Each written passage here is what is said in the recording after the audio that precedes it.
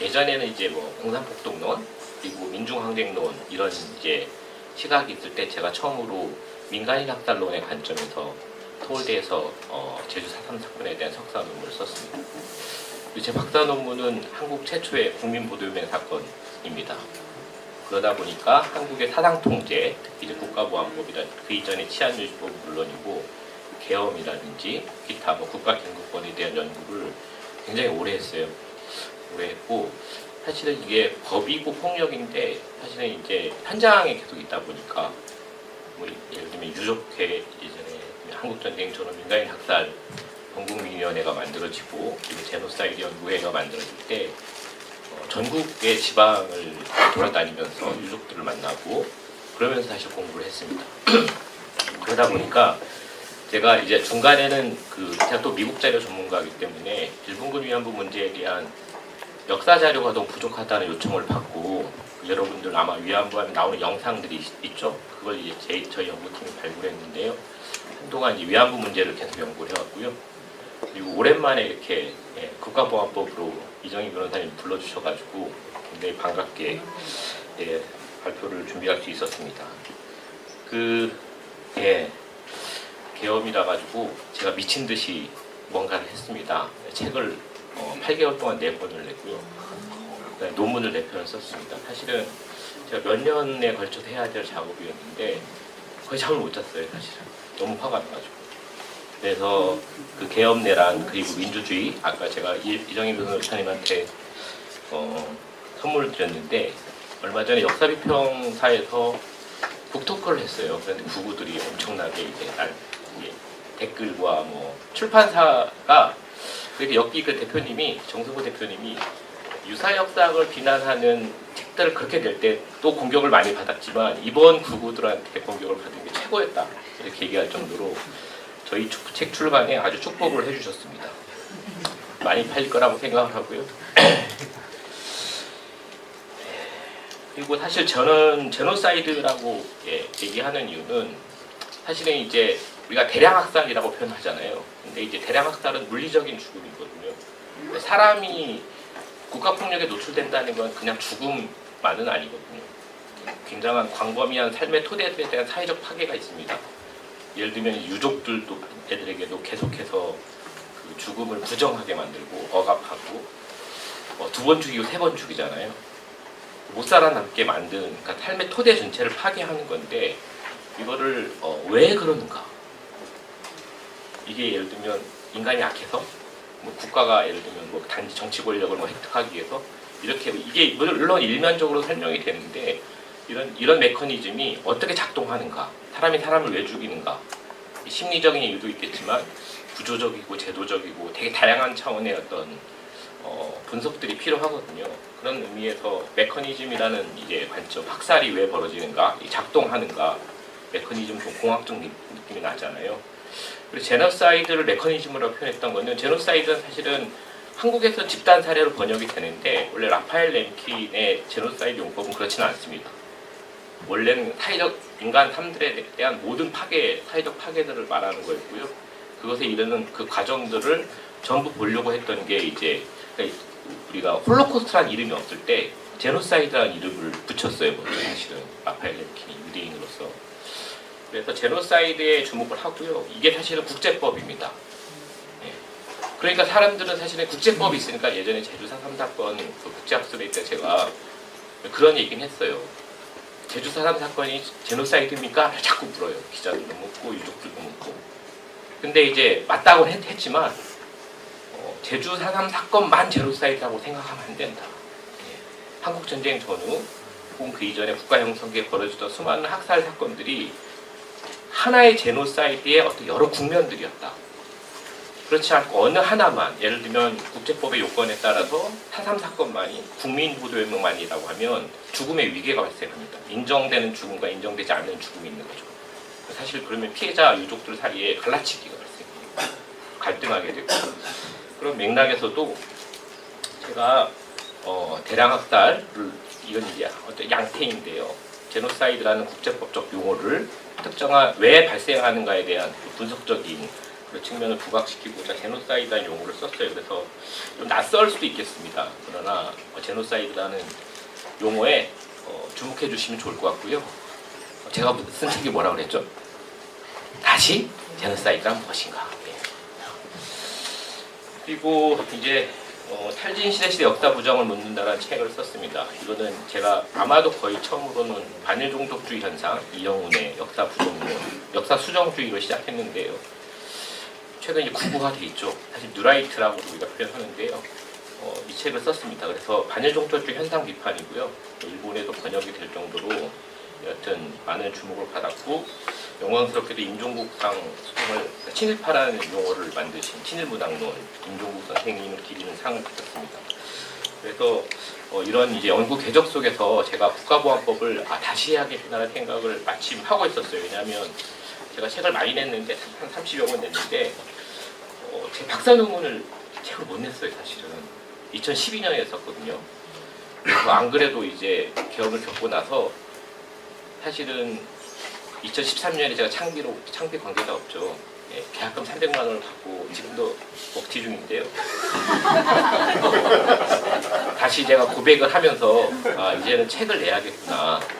예, 사실 이제 검찰 연구나 이제 창비는 저한테 검찰 연구를 바랬는데 검찰이라든지 국가보안법이라든지 보도유맹 이런 게 다 하나거든요. 사실은 아마 지난번에 홍종옥 교수님이 얘기하셨을 거예요. 치안유지법과 그다음에 뭐 시국대응조선 세상보고연맹이라든지 대화수위라든지 그다음에 이제 검찰 이제 하나의 세트이듯이 사실 그런 사상 통제 메커니즘이 그대로 연속된 거거든요. 물론 단절이 있는데 무엇이 단절이 됐는지 설명을 드려야 될 것 같고요.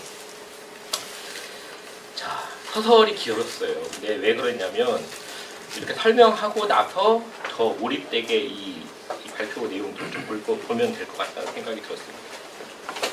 오늘 여러분과 함께할 주제는 이승만 정부의 국가보안법 제정과 제노사이드입니다. 예외 상태라는 개념을 제가 얘기할 거예요.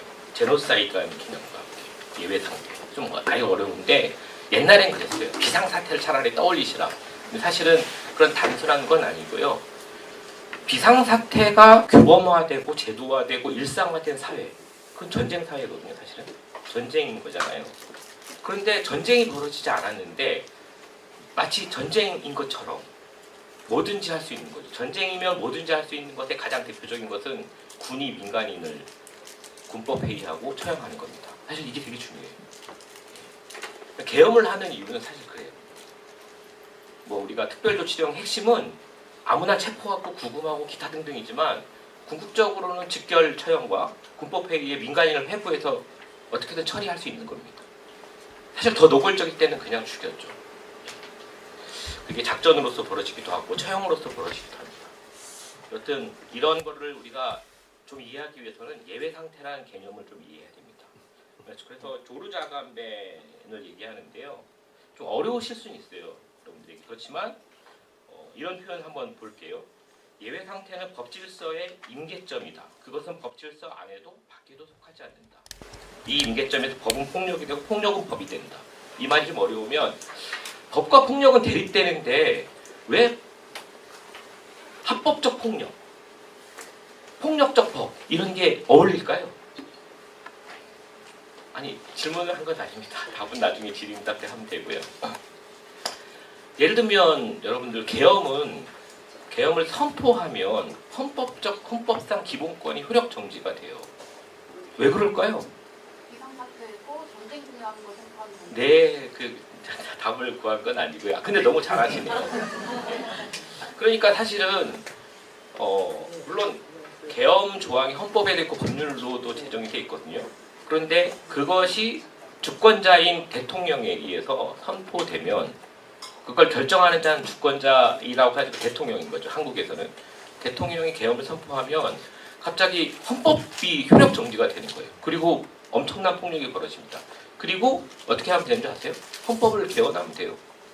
혹은 국가폭력을 정당화하는 법률을 만들면 됩니다. 그게 바로 한국의 계엄의 역사였어요. 쿠데타 역사고 계엄의 역사였죠. 항상 쿠데타와 계엄은 동반되었고요. 그 다음에 폭력이 벌어지고 나서 항상 헌법을 개헌했습니다. 그러니까 특정한 조항이 법 전체를 헌법 전체를 무너뜨리는 독소 조항인 거예요. 계엄은 여러분들이 볼 때 전쟁 때 필요한 법 아니야 하라고 하지만 전쟁 때 되게 사실 생각보다 다른 전시특례법들보다 되게 무용지물이에요. 계엄은 사실은. 계엄은 민간을 상대로 하는 겁니다. 사실은. 그런 의미에서 예외 상태라는 표를 쓴 거예요. 그러니까 사실은 법 바깥에 있는 질서죠. 법에 입각한 게 아니라 결단에 의해서 대통령의 결단에 의해서 이루어지고요. 물론 그걸 제어하는 장치들은 있지만 그게 되게 무기력해요. 계엄을 선포만 하면 국회를 먼저 쳐버리는데요. 이번엔 실패했을 뿐이지. 여러분들이 보는 건 유일하게 친위 쿠데타와 계엄 선포가 실패하는 걸 본 거예요. 한국 역사에서. 그렇기 때문에 이 예외 상태라는 이 개념에 대해서 좀 주목할 필요가 있다. 제노사이드는 아까 말씀드렸고요. 그런데 이런 게 국가보안법과 무슨 상관이 있지? 라고 얘기할 텐데요. 계엄법과 더불어 국가보안법은 예외 상태법이에요. 그런 상황을 만드는 법입니다. 국가보안법의 운용이라는 건 굉장히 전쟁과 같은 거예요. 실제 내란법으로 입법 제정을 하려고 시도했다가 여순 사건 때문에 반란이라고 표현하잖아요. 소유라고 표현하고 다운표입니다. 그러면서 만들었다가 내란을 진압하기 위해서 제정하려고 했다가 국가보안법으로 이름이 바뀐 거예요. 그런데 그 조문은 내란 진압과 상관이 없어요. 마음속의 생각까지도 어떻게 그걸 관심법인지 뭔지 모르겠지만 그거 어떻게 보죠? 그것까지 처벌하겠다고 비상사태 하에 처벌하겠다고 만든 법이 국가보안법입니다. 그러니까 이 두 개념이 필요하다 말씀을 드리고요. 그래서 자세하게 좀 설명을 드려보도록 하겠습니다. 어쨌든 12.3 비상계엄이라는 게 우리에게 많은 걸 고민하게 했습니다. 심지어 국가보안법까지 우리가 이제 다시 한번 꺼내들게 된 거죠. 헌법이 얼마나 쉽게 정지될 수 있는지, 그리고 민주주의가 얼마나 취약한 기반에 서 있는지. 그러고 보니 계엄의 역사가 민주주의 역사보다 길거든요. 훨씬. 그리고 무엇보다 이런 일이 왜 21세기에 가능했는지 이 질문들에 대한 답을 48년으로 거슬러서 찾고자 합니다. 비상계엄이라는 노골적인 어떤 형태든 국가보안법이라는 합법적인 외피든 예외 상태는 언제든지 되풀이될 수 있어요. 그러니까 예외 상태의 규범화된 상태, 제도화된 상태, 너무 일상화돼서 무감각한 상태. 그걸 상례화라고 또 표현하거든요. 노멀리제이션이라는 건 결국 정상화됐다는 거죠. 정상이 아닌 게 정상인 상태가 바로 국가보안법, 계엄 이런 겁니다. 국가긴급법이 있을 겁니다. 25년 치안유지법을 많이 얘기하는데요. 그러고 보면 이제 1948년 그리고 50년 보도연맹 학살까지 보면 25년 정도인 거죠. 사실 그렇게 단절적이지 않아요. 왜냐하면 생애사적으로 사람이 보더라도 법기술자, 치안유지법의 조선인 법기술자가 생애적으로 그냥 연속이 될 수 있는 그런 시기이기도 합니다. 이건 단순한 역사 연구가 아니고 우리가 지금 12.3 비상계엄을 통해서 본 또 목격한 그런 상황을 이해하는 핵심 열쇠이기도 합니다.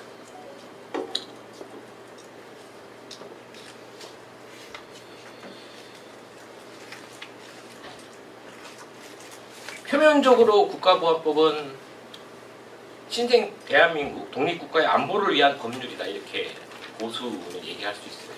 안보를. 국가 안보라는 게, 사회 안보라는 게 결국은 뭐 아주 좁게 얘기하면 정치학적으로 정권의 안보, 이승만 정권의 안보 이렇게 얘기할 수도 있고 누구를 위한 안보인가라는 질문을 던져야 돼요. 사실은 특히나 내전적인 상황에서 여기에 대한 답을 찾아가는 게 또 국가보안법 연구이기도 합니다. 왜냐하면 해방 이후에 다양한 요구가 있었어요. 그게 사회주의적인 요구가 될 수도 있고요. 민족주의적인 요구가 될 수도 있고 그게 보수적인 색채를 띨 수도 있고 좀 진보적인 색채를 띨 수도 있습니다. 탈식민 해방 국가이기 때문에 그러니까 유럽과는 또 다른 양상일 수 있죠. 그런데 어느 시점에서 우리에게 점령이 다가왔고 군정이 실시가 되었고 그 과정에서 신탁 통치라는 것을 당할 뻔하다가 그러고 보니까 카이로 회담에서 적절한 경로를 거쳐라는 말, 조선인들의 해방을 약속했지만 적절한 경로를 거쳐라는 게 신탁 통치였구나를 우리가 뒤늦게 깨달으면서 싸워왔던 거예요. 그게 찬탁 반탁으로 가는 거고. 사실은 뭐 조선인이라면 다 반탁을 했어요. 반탁을 했는데 일부가 창탁으로 돌아서게 된 계기들이 있는 거죠. 그걸 이제 뒤에서 말씀을 드리고요.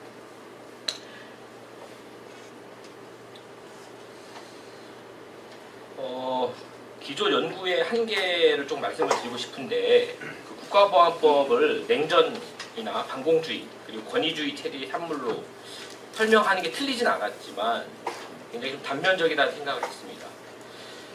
왜 국가보안법이 제정 직후부터 엄청난 탄압력을 발휘했는지 어마어마한 사람들을 단기간에 교도소가 너무나 부족할 만큼 다 잡아넣어서 그런데 이제 그 사람들을 또 의심하니까 보도연맹이라는 반관 반민 단체를 만든 거고 반공단체입니다. 보도연맹. 이승만과 대법원장인 김병로와 신익희 국회의장이 거기에 책임자고 물론 실무로 내려오면 반공검찰, 사상검찰이 있죠. 그리고 경찰이 있는 건데 여튼 꼭대기인 그렇습니다. 이 관변단체인데 그러니까 반공 타공을 한다고 전향자 일부를 포함한 갑자기 1년 만에 30만 명이라는 사람들을 모아놓고 갑자기 1년 만에 그것도 사실 전향이라는 말을 탈맹이라는 말이 있었거든요. 그러니까 어떤 단체 세상에서 그 단체를 해산하기 위한 목표를 갖고 있는 단체를 만든 거죠. 그래서 심지어는 9천 명 정도를 탈맹시킵니다. 6월 6일 한국전쟁 직전이죠. 그런데 전쟁이 터지고 뭐가 그렇게 무서웠길래 탈맹한 사람들을 포함해서 보도연맹 또는 보도연맹이 아니어도 불순분자 혹은 되게 역도 되게 다양한 언어로 뭔가 눈앞에 있는 북한과 싸우지 않고 예를 들면 정규군과 싸우지 않고 왜 잠재적 적으로 간주하고 요즘 말로 치면 방북한 세력인 거죠. 한국 국민들을 한국 정부가 학살했는가 이런 질문들을 던져야 됩니다. 그게 이제 국가보안법 이해와 결부되어 있어요. 그래서 단지 반공주의나 권위주의 체제의 산물로 이렇게 이해하는 걸 넘어설 필요가 있다 말씀을 드립니다. 그리고 제가 그러기 위해서 국가보안법 연구를 볼 때 좀 제도적 연속성에 주목하는 편입니다. 이건 사실 식민지 문제이기도 해요. 우리가 탈식민의 문제인 거죠. 사실은 못한 거죠. 48년 국가보안법은 어쨌든 조문만으로 보면 형식적으로는 1925년 치안유지법, 치안유지법을 굉장히 닮았어요. 베낀 거죠, 사실은. 그런데 실질적으로는 1948년 국가보안법은 사실은 지난번 수업 시간 때 들었으면 알겠지만 41년 전시치안유지법의 운용 방식이었어요. 무슨 얘기냐면 25년 국가보안법에 없는 조항들이 유령 같은 조항들이 이미 41년의 경험 속에서 마구마구 벌어진 거죠. 그 중에 하나가 목적 수행죄입니다. 그러니까 나중에 49년 바로 다음에 그 모순을 메우고자 실무적으로 이미 운용하고 있으니까 조문을 만들어요. 우리가 조문이 있고 실행하잖아요. 해석하고 실행하잖아요. 그게 아니고 조문이 없는데 막 실행하고 해석하고 마구마구 국가폭력을 휘둘렀는데 이 조항이 없구나 만든 거예요. 실무적 필요에 의해서. 이런 모순적인 법이 사실 국가폭력 그 자체였다. 우리가 대한민국 태초에 제가 계엄이 있었다고 표현하거든요. 창법적 폭력, 그러니까 법을 만들어내는 폭력. 왜냐하면 계엄법이 없는 상태에서 계엄 선포를 했거든요. 그러니까 계엄법이 없다는 건 계엄이 뭔지를 모르는데 계엄을 선포해서 사람을 죽인 거예요. 송유찬의 이해는 사람을 죽이는 게 계엄령이다라고 이해를 한 거죠. 그건 이제 증언에서 나옵니다. 그러니까 엄청난 폭력을 자행하면서 이게 쓸모가 있구나. 그래서 만든 게 그 경험을 반영해서 만든 게 49년 계엄법이에요. 그리고 그 계엄법이 지금까지 거의 온 거거든요. 거의 바뀌지 않고 일부 개정이 있었지만 국가보안법도 마찬가지예요. 사실 이거는 폭력적 운영 속에서 28년 치안유지법 때 목적 수행죄가 있었지. 그냥 41년에 전시법 같은 전쟁법 같은 이 치안유지법으로 국가보안법을 그냥 유용을 갖추면 마구잡이로 이제까지 했던 사후정당화하는 게 되는 거거든요. 그런 맥락에서 나왔고 이거를 계속해서 지적했던 하다못해 미국도 문제라고 얘기를 하는 거죠. 주한미래사관 관련 이렇게 보고서나 관련 예를 들면 주한미래사관에 근무했었고 이후에 이제 한국 현대사를 공부한 이제 미국인이 되는데 그레고리 핸더슨도 사실은 이 주제에 대해서 연구 이전에 당시의 실무자로서 많은 문서들을 또 남기기도 했습니다. 특히 49년 국가보안법 개정에 대해서 굉장히 심각하게 보는 그런 문서를 남기기도 했습니다. 그리고 프랭클이라는 당시 이제 주한미대사관의 법률 고문도 그런 보고서를 남겼어요. 그 사람은 굉장히 보수적인 사람이었어요. 사실은 군정이 들어와서 군정의 정당성을 합법하게 하기 위해서 이 땅을 무주지의 논리로 만들었어요. 그러니까 땅 주인 없는 땅. 웃기는 얘기죠 사실. 우리는 임시정부도 있었고 국내에서도 건국운동을 하고 건국준비위원회를 만들고 있었는데 군정이 2차 세계대전 이후에 물론 일본에 대해서는 예외입니다. 무조건 항복을 했기 때문에 이른바 완전한 점령은 아니고 이른바 평화와 이 평화주의 평화를 이식시키기 위한 파시즘을 해소하기 위한 점령 관리를 국제법 밖에서 해낸 거거든요. 그래서 점령 관리라는 게 등장하는데 조선은 식민지였잖아요. 그러니까 해방된 건데 해방된 것에 대해서 신탁통치라는 발상 혹은 신탁통치를 이행하기 위해서 군정을 수립하는 이런 건 되게 국제법 밖에 있는 행위들인 거죠. 그리고 사실 군정을 하면 자기 입맛에 맞는 사람들을 고용하게 돼 있어요. 그러면 나중에 뭐 보고서에 나오지만 미국 군정 보고서를 보면 조선인 코리안이라고 쓰는 건 우파 좌파를 일컫는 말은 리엇 폭도였습니다. 그러니까 그런 식의 사고방식에서는 사실은 이런 폭력들이 대체될 수밖에 없었다라고 말씀을 드리고 싶고 사실은 군정기를 제가 생략했지만 군정법령의 여러 가지 있잖아요. 뭐 일반명령 해가지고 군정법령의 여러 가지가 사실 치안유지법을 폐지했기 때문에 그 유사한 법률들을 그 메가더의 명령이나 아니면 그러니까 이제 군정장관의 명령에서 이게 오디넌스라고 일반 명령이라고 하는데요. 그 유사한 것들이 사실 만들어지기도 했어요. 그런데 이제 그게 국가보안법으로 다시 대체하게 되는 그런 재밌는 건 그래서 국가보안법 위반만 보도연맹이 된 게 아니라 군정법령 관련 법률 위반도 사실은 보도연맹이 됐던 거고 빨갱이 또 낙인이 됐기 때문에 그래서 사실 계엄은 46년 10월 항쟁에서도 미군정이 계엄을 했습니다. 마셜로라고 하는데요.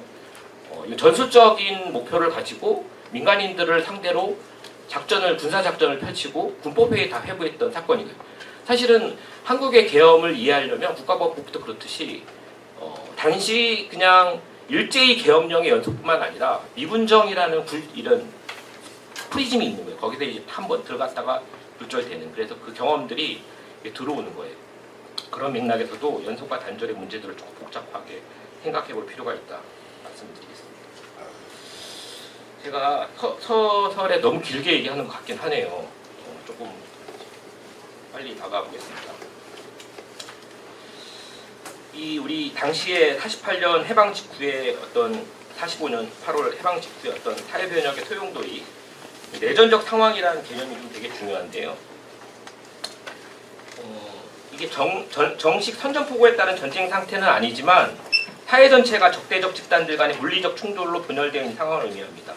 칼 슈미트가 이제 정치의 본질을 적과 동지의 구분에서 찾았죠.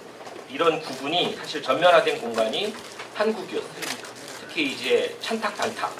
사실 모스크바 삼상회의의 결과 신탁 통치를 하기로 결정한 미소영. 그렇죠? 중국은 빠졌죠. 여기서 삼상이니까요.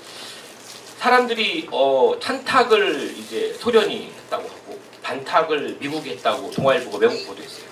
하루 전날 어떻게 알아? 사실 외국 보도입니다.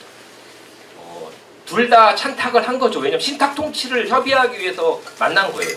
그런데 미국은 10년을 주장했고 5+5년, 소련은 5년을 주장했고요.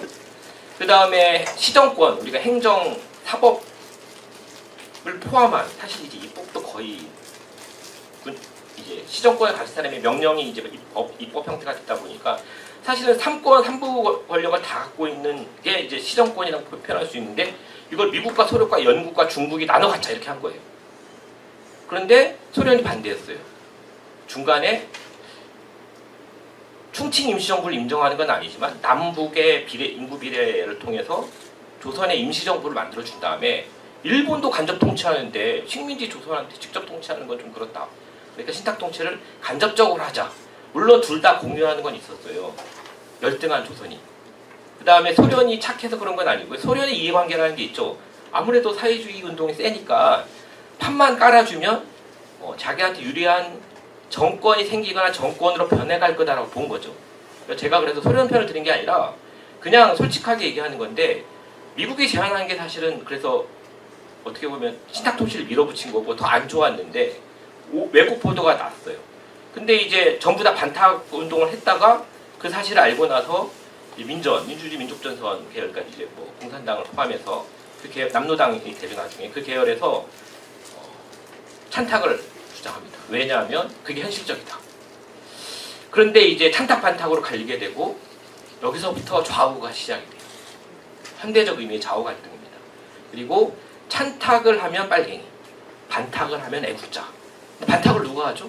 친일파들이 하는 거죠. 예. 거기서 친일파로 변신하는 그런 과정들이 있어요. 제가 이거 되게 간단히 얘기했지만 이 과정들도 이렇게 뭐 딱 도식이 아니라 사람의 생애에서 보면 굉장히 극적인 데가 많아요. 그런 부분들까지도 좀 고민해 볼 필요가 있다.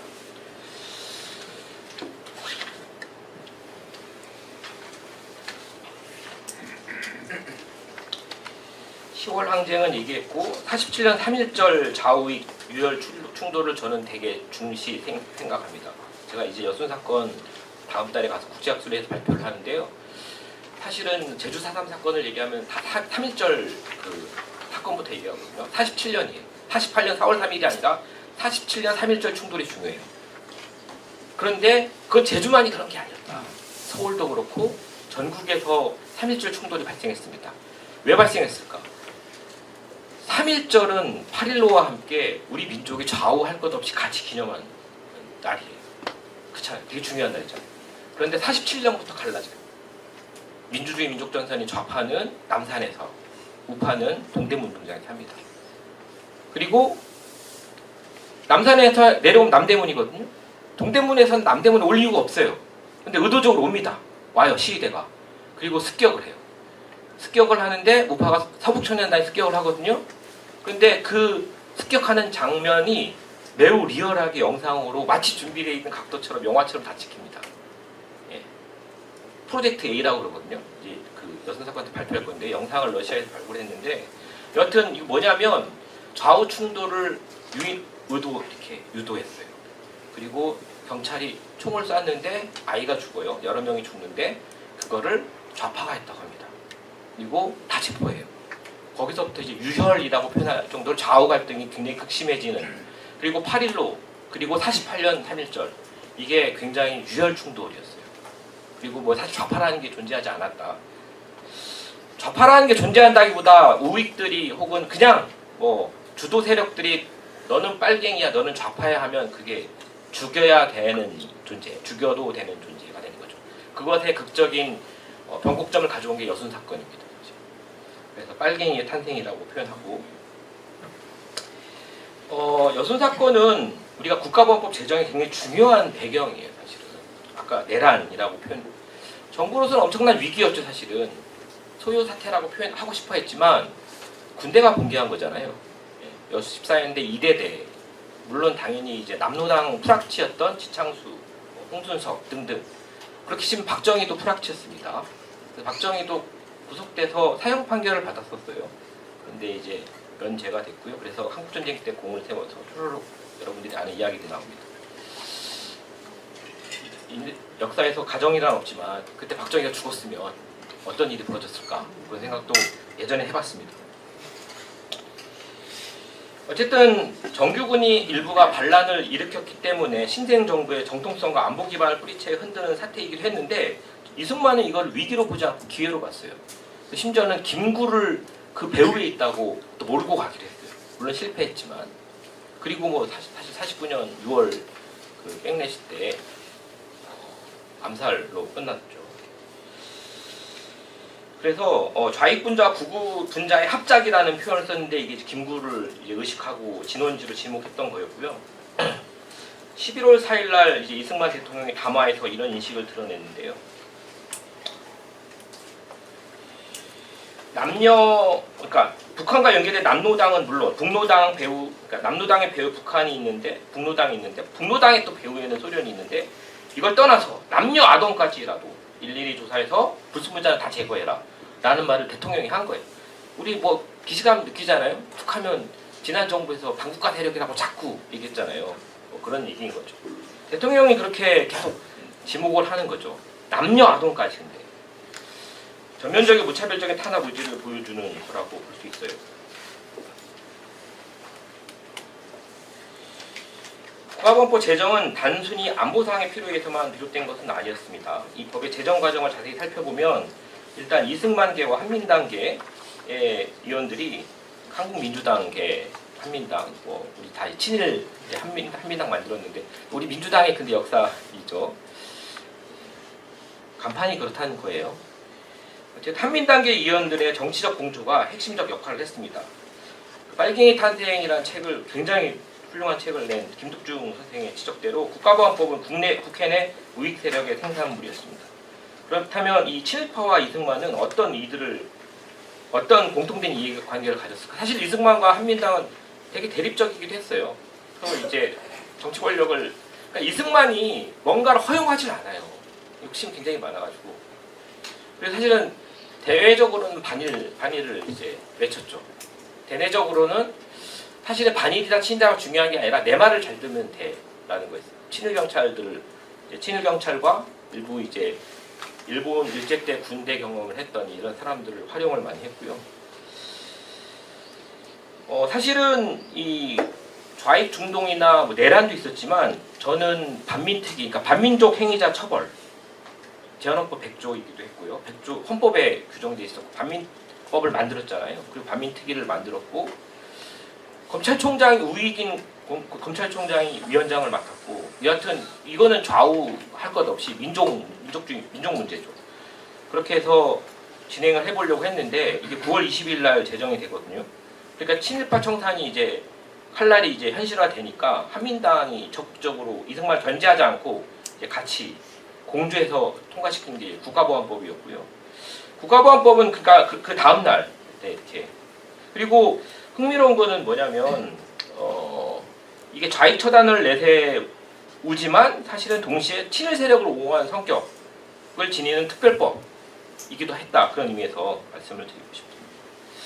역설적으로 반민법 시행에 따라 한민당 의원들의 위기감이 국가보안법 제정의 또 다른 추진력으로 작용했고요. 친일 문제를 반공 문제로 상쇄시키려는 정치적 계산이 법 제정의 배후에 자리 잡고 있었습니다.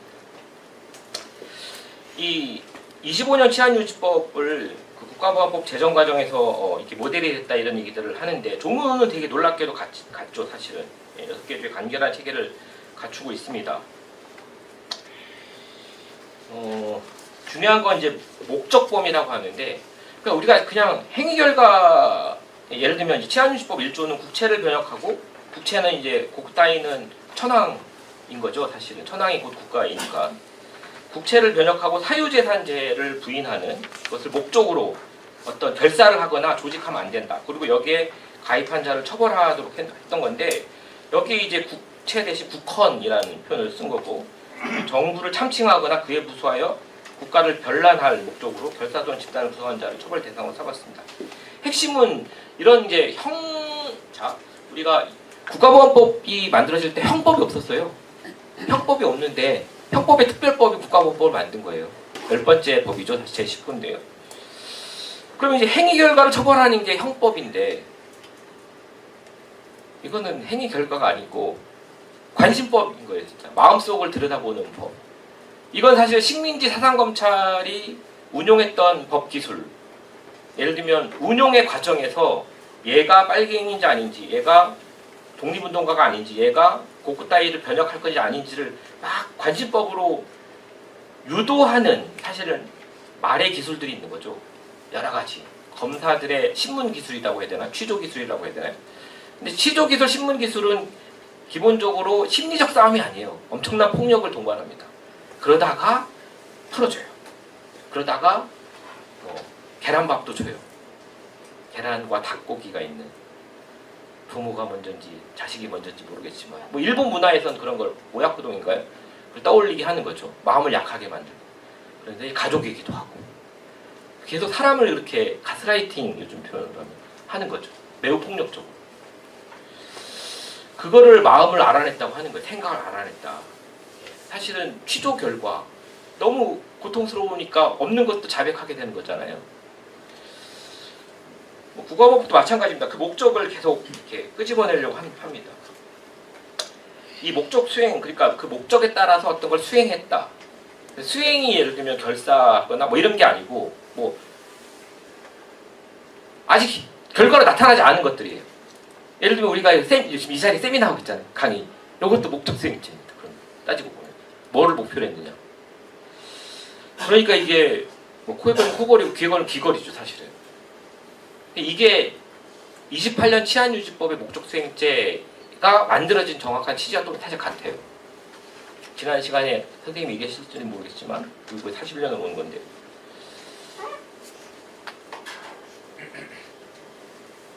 이 형식의 유사성 25년과 이제 48년 그 법관의 유사성을 얘기했는데요. 실제 뭐 국회의원들이 많이 그런 걸 지적을 했어요. 노유란 의원도 그래서 폐기하자고 주장을 했고 치안유지법의 복사판이다 이렇게 얘기도 했습니다. 근데 이제 재정론자들 곽상훈 의원 뭐 정확히 지금 떠올리게 될 텐데요. 총칼이 눈앞에 닥쳐온 상황에서 국가를 문란하게 한 공산분자, 역적을 처벌하지 않는데 무슨 이의가 있냐. 법을 더 가혹하게 만들어야 한다.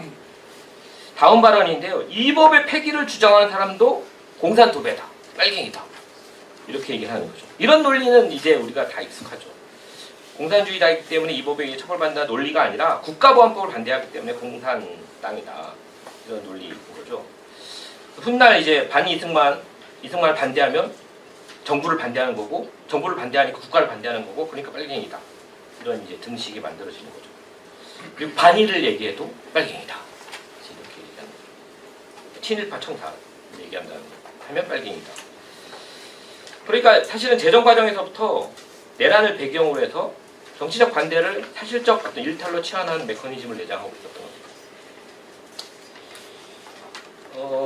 이 진면목은 법조문이 아니다. 운용에서 드러난다고 제가 말씀을 드렸어요. 이 법이 시행된 지 16개월 동안 15만 639명이 피검되었습니다. 그러니까 이게 이런 게 재밌는데요. 그 송치, 그다음에 기소. 그런데 이제 불기소냐 기소냐 여야 되는데 기소유예가 있잖아요. 유보처분, 뭐 공소보류 이제 공소보류인데요. 유보처분 일제 그런 그러니까 사실은 이게 검찰의 역사에서 보면 기소냐 아니냐지 유예하는 장치 기술이 만들어진 거는 일본적인 방식이거든요.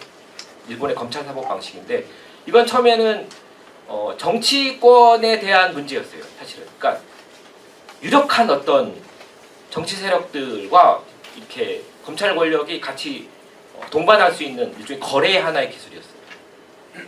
그러니까 뭐가 잘못이 있어도 막 조사했다가 우리 맨날 검찰한테 당했던 게 그런 거잖아요. 그런 게 이제 고도연맹에서 어떻게 쓰이냐면 사실은 그냥 다 빨갱이라고 하니까 문제인데 구별도 안 되고 어마어마한 지금 검거자와 송치가 이루어졌는데 그러니까 아주 확실한 사람 빼놓고는 다 풀어주는데 못 믿겠잖아요. 그러니까 교도소는 꽉 찼고 형무소건 당시에 그러니까 보도연맹을 만든 거예요. 그걸 관리하는 단체. 그래서 얘네들을 반공주의자로 만들면 되지. 전향시켜가지고. 그런데 실제 내용이 뭐였냐. 출발은 600명의 전향자지만 1년 새 조직이 30만 명이 되는 건 정말 황당한 방식으로 자기가 이름에 들어가 있는지도 모르는 사람도 있었고 어떤 보복 사적 감정 때문에 어느 지역에서는 어떤 행정단위에서 막 그냥 고등학교 뭐 어느 중학교 막 명단을 막 넣어버리기도 하고 뭐 사적 감정 있는 사람들을 넣어버리기도 하고 뭐 하여튼 그 다음에 뭐 쌀을 주면다고 하더라 뭐 비료를 준다고 하더라 별 지방로 가면 엄청난 다양한 형태들이 있는데 그게 다 보도연맹이 된 거예요. 그러니까 뭐 포고령 위반이나 국가보안법 위반도 있지만 사실은 이제 되게 다양한 형식의 동원들이 있었다. 그래서 반공국민을 만들겠다고 한 프로젝트가 결국은 보도연맹이라는 최악의 사건으로 귀결된 겁니다. 그 과정은 사실 국가보안법이라는 그러니까 국가보안법 체제와 이것을 운용하는 어떤 기술과 그런 조직과 그게 다 이렇게 트리플로 아주 그냥 조화를 이루어가지고 만들어진 상황들인 거죠. 그래서 이제 이런 통계들을 가지고 왔습니다. 형무소 과밀과 제도적 비리 이런 것들은 나중에 보시고요. 제가 또 글을 드렸기 때문에 나중에 또 보시면 돼요. 과밀률이 어마어마해지죠. 형무소가 부족하게 되는 사태들이 있습니다. 슬라이드 14로 넘어갈게요. 제가 실질 헌법으로서의 기능이라고 표현했는데요. 국가보안법이 헌법이었다. 그리고 계엄 상태는 항상 쿠데타 이후에 군정이든 아니든 박정희 때 잠깐 군정했고 민정으로 넘어갔어도 계엄이 언제나 실질 헌법. 계엄에 대해서 제가 할 말이 너무 하고 싶은 말이 많으니까 자꾸 계엄으로 가는데요. 어쨌든 국가보안법도 그런 기능을 한다.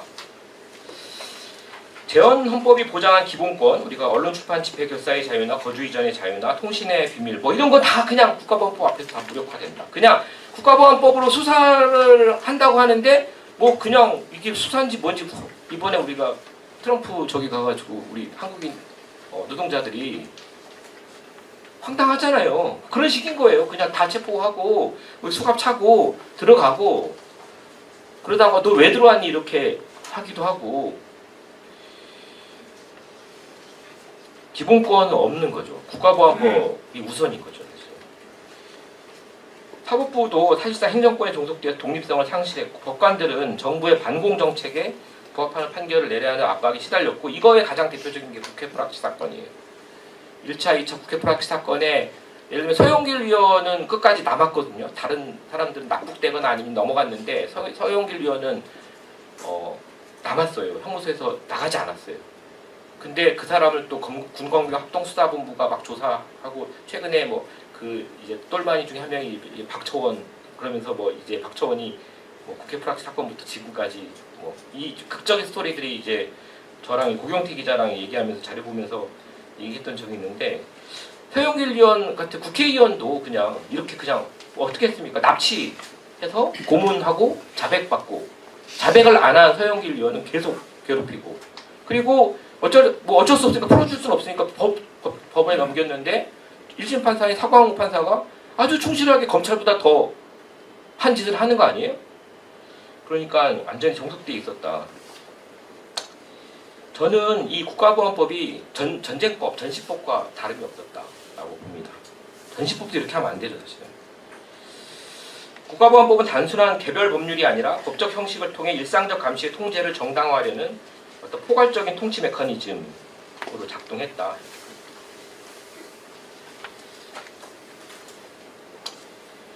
이런 그 비밀은 이렇게 할 수 있었던 거는 법조문이 아니라 법을 운용한 사람들에게 있다. 그래서 검찰을 주목했어요. 그래서 제가 이 검찰 연구를 굉장히 많이 했는데요. 초창기 검찰 연구를. 국가보안법 제정 과정에서 검찰이 뭔가를 한 건 하나도 없어요. 국회에서 입법한 거지. 49년 국가보안법 개정은 검찰이 개입을 했습니다. 그건 오제도 검사의 검찰 실무 제요 관련한 것만 보더라도 금방 드러납니다.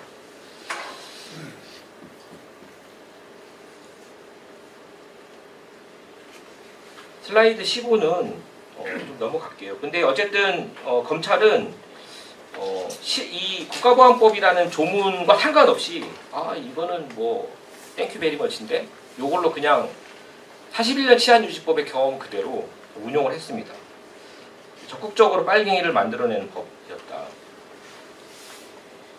사실은 이게 다 왜 하냐면 이 사람들이 악마에서가 아니고요. 검찰권 강화. 그러니까 사실은 이게 경찰한테도 견제받고 사실은 당시에는 검찰이나 경찰보다 셌던 게 군이거든요. 왜냐하면 전쟁 상태, 준전시 상태니까. 예를 들면 김창룡, 그다음에 원용덕 이런 이제 군 헌병과 방첩대를 대표하는 인물들, 그다음에 뭐 경찰의 여러 인물들 있잖아요. 뭐 특히 서울시경, 특히 사찰과. 그러면 이제 이쪽은 이제 정보부 검사 몇 명 안 됐어요 당시에. 그럼 정보부장했던 오제도. 이 안에 일종의 싸움이에요. 권력 싸움인 건데. 검찰은 힘이 제일 약하기 때문에 법을 걸었어요. 그래서 법치주의를 얘기하고 그러면서 이렇게 어지럽게 하면 안 된다고 했지만 뒤에서는 경찰과 공조하고 헌병대와 공조하면서 납치하고 고문하고 그걸 그대로 기소해주고 거기에 이제 권한들을 이렇게 보장받고 그랬던 것들을 그랬던 역사들이 이제 있었다. 그러면서 좀 더 그런 폭력을 법적으로 너무나 재밌게 그런 폭력을 합법적으로 할 수 있는 국가보안법에 이렇게 많은 관심들을 가졌던 거죠.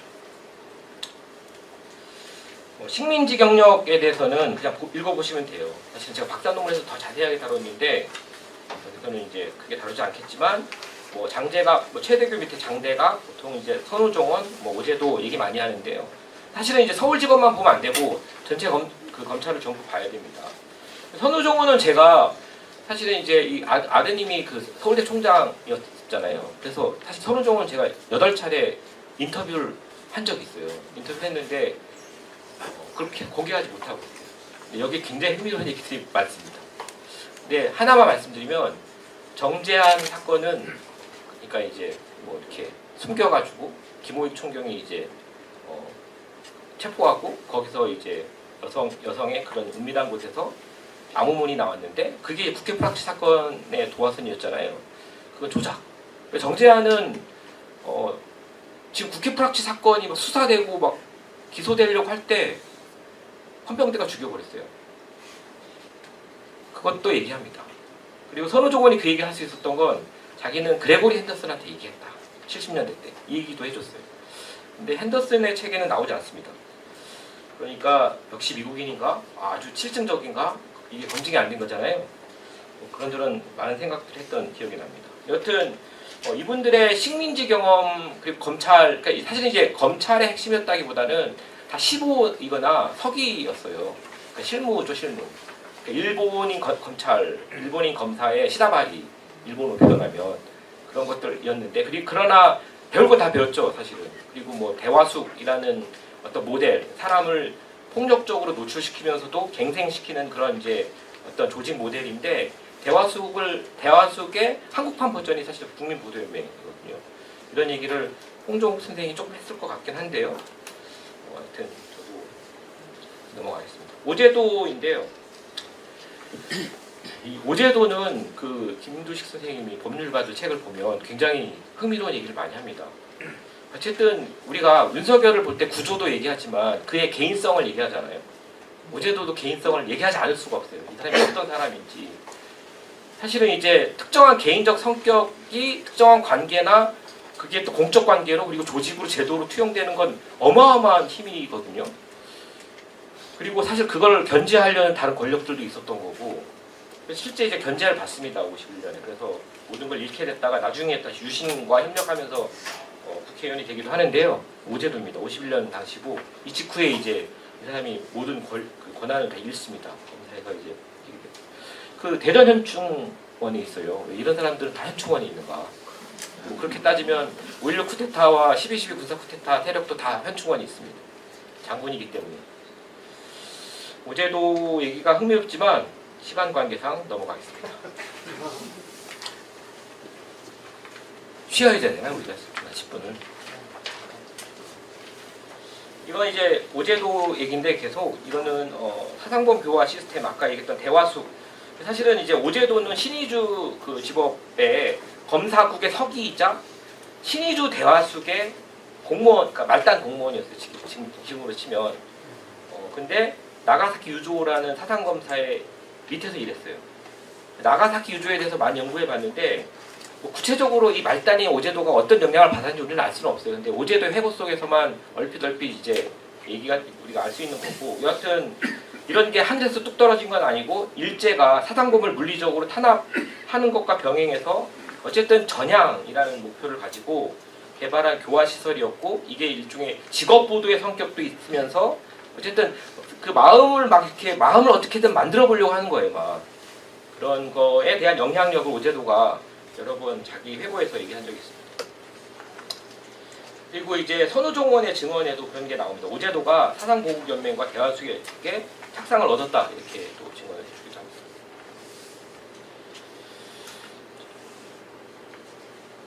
슬라이드 19번입니다. 심리적인 얘기인데, 이거는 제 생각에는 김두식 선생님의 법률가들 책을 보면 굉장히 재밌어요. 그 책을 보면 되는데, 어쨌든 이게 평안도 출신이라는 거잖아요. 평안도 출신. 서북 청년단의 심리 구조와 비슷해요. 그런데 뭐 다 잃은 사람은 아니에요, 사실 이 사람들. 어쨌든 내려왔고, 서북이라는 건 이제 평안 남북도와 황해도를 이제 서북이라고 하거든요.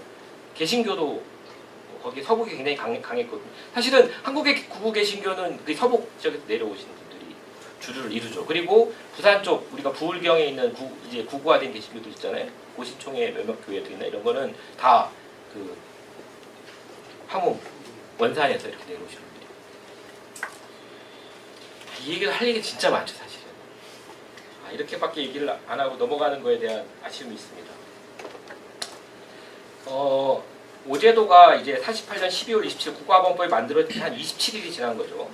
전국 검찰관 감독관 회의에서 오제도가 자문답신안을 작성합니다. 그러니까 실무죠, 실무. 어떻게 검찰 실무를 할 것인가.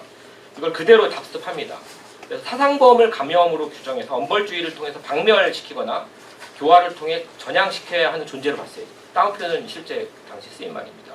그래서 공산당이 공산당을 때려잡는 반공전위대를 만들자. 이게 사실 보도연맹의 작상이기도 하고요. 이건 전향자를 적극적인 반공투사로 전환시키겠다는 의미였습니다.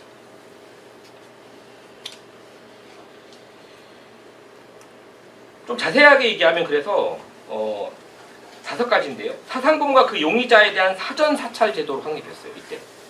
두 번째는 중점 적극 수사 체제. 그러니까 공안의 탄생입니다. 공안 수사의 실무가 확립이 돼요. 세 번째, 아까 공산주의 감염, 엄벌주의. 엄벌과 동시에 사상의 시정이 필요하다. 아까 반공 전이대로 내세울 수 있는 교화 전향 운동이 표를 된다. 다섯 번째가 중요한데요. 드디어 이제 국가보안법에는 목적수행죄가 없는데 그리고 기소유 이거를 공소보류 처분죄를 신설합니다. 그래서 전향 가능자와 죄상이 경미한 자는 일정 기간 책임 감독자에게 보증 인수케 하고 사상을 선도해서 감시했다가 재범의 위험이 없을 때 관용할 것 이렇게 표현을 했어요. 이거 뒤에 제가 표지를 하나 실어놨거든요. 그때 보겠습니다. 이거는 식민지 검찰의 실무였어요. 이 공소보류제는 아까 얘기했던 일제 사상검사의 유보 처분과 거의 동일한 권력 기술이었습니다.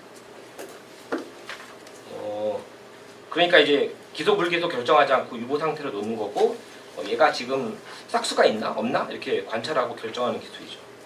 그리고 감염이라는 용어, 전향이라는 용어 아까 얘기했고요.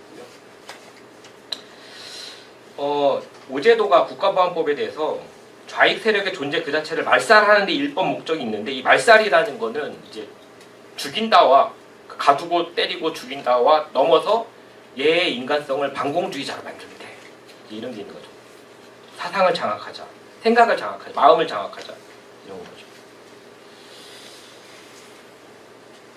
이게 이제 그림 잘 안 보이시겠지만 이게 경찰과 검찰 그리고 법원 그리고 형무소의 각 단계에서 형사수속의 이제 어떤 처리 과정들이에요.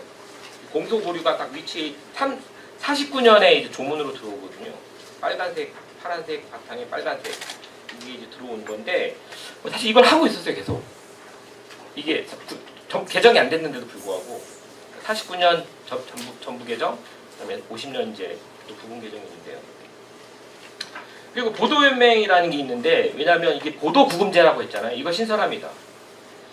보도구금제는 또 구금을 해야 되잖아요. 그러면 국가가 시설을 만들어야 되는데 어려우니까 보도연맹을 만들고. 그러니까 사실은 같이 하려고 했는데 보도구금제는 이제 유명무실하게 됐고 보도연맹이 이제 실효적으로 작동한 거죠. 검찰 조직의 확대와 권한 강화 과정이 있습니다. 어쨌든 49년 12월에 엄청난 이제 활약들을 하니까 조직이 커집니다. 이승만도 밀어줘요. 그래서 공식적으로 이제 부장검사가 돼요. 정부 오제도가 제1정보부 이게 그러니까 공안이라는 말은 사실 이제 60몇 년에 어디 직제에서 나오고 뭐 70, 그러니까 6, 70년대 공안이라는 말이지만 사실은 이때는 그 사상이거든요. 사상인데 어쨌든 사상의 탄생이 공안의 탄생이니까 그러니까 수사도 모든 걸 다 갖고 있죠. 모든 수사의 주제자이고 그런데 특히 사상 문제에 대한 특화인 거잖아요. 이건 이제 공안의 탄생이라고 볼 수 있어요. 그리고 사상검찰이 이제 경쟁기관, 헌병대라든지 방첩대와 그리고 경찰과 주도권 다툼에서 우위를 정하려는 노력들이 있는 거죠. 어쨌든 기소는 우리가 한다. 독점을 하고 있으니까 수사에 대해서 지배력을 넓히는 방식으로. 그러니까 처음에는 이제 협력 관계로 갔다가 경찰을 점점점 이렇게 순치시키고 근데 이제 전쟁 상황에서는 어떻게 할 수 없으니까 군검교 합동수사 어쨌든 재판이나 형식을 띠려면 검찰이 있어야 되는 거잖아요. 근데 이제 군대에서의 뭐 그때 이제 그런 법무관이나 이런 게 많지 않았으니까 아주 일부만 있으니까 검찰이 다 한 거죠. 처리를 한 거죠. 근데 사실 이거는 아주 일부였어요. 사실은 그냥 직결이 더 많았던 거죠. 직결 처형은.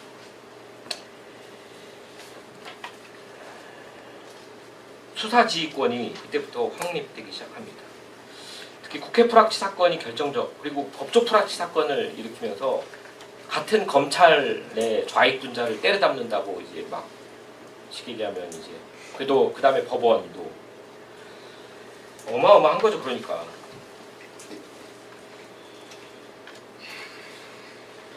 이 흥미로운 거는 국회 프락치 사건을 보면 그러니까 서울시경 사찰과와 원영동의 헌병대와 엄청 유기적인 컴비 플레이를 보여요. 내사 단계에서는 서울시경 사찰과와 긴밀히 협력했고 최우나 그 밑에 이제 노덕술. 근데 흥미로운 건 종로서에 이제 박청원이 있었다는 거예요. 승경이. 그래서 이거 관련해서 잡무를 했다라는 건데 증거가 있냐 했더니 이제 이번에 발굴된 거잖아요. 군검경 합동수사본부 51년의 자료에 49년 국가법 관련 수사 기소 서류가 같이 있었던 거예요. 그 서류에서 나온 거죠. 그러나 중요한 건 그게 아니었는데 어쨌든 기자는 거기에 꽂혀가지고 정보부 네트워크 이제 만들어집니다. 그래서 검찰이 양적으로 성장하기 시작합니다. 양적으로 성장할 수 있었던 건 사실은 보도연맹을 또 관리해야 됐기 때문에 예산도 많이 배정을 받고 그래서 사실은 보도연맹과 검찰이 같이 성장했다 이렇게 보시면 될 것 같아요. 슬라이드 25 폭력적 수사기법의 제도화라고 표현했어요. 어쨌든 이 오제도는 어쨌든 검사 출신은 아니잖아요. 식민지 때 서기였고 시험을 못 봤어요. 그러니까 이게 뭐 경성대대 법대를 나온 것도 아니고 법학과를 나온 것도 아니고 그다음에 사법시험을 본 것도 아니에요. 행정과 사법과 이것도 아니에요. 그러니까 서기 출신이에요. 그래서 무자격자예요. 그래서 이렇게 그 판검사들이 등용되는 그 과정에 이제 미자격자들이 들어오는 경우도 마지막에 있었는데요. 이게 나중에 입법회로 하기도 하고 이것도 이제 김두시 선생님의 책에 보면 자세하게 나와 있는데요.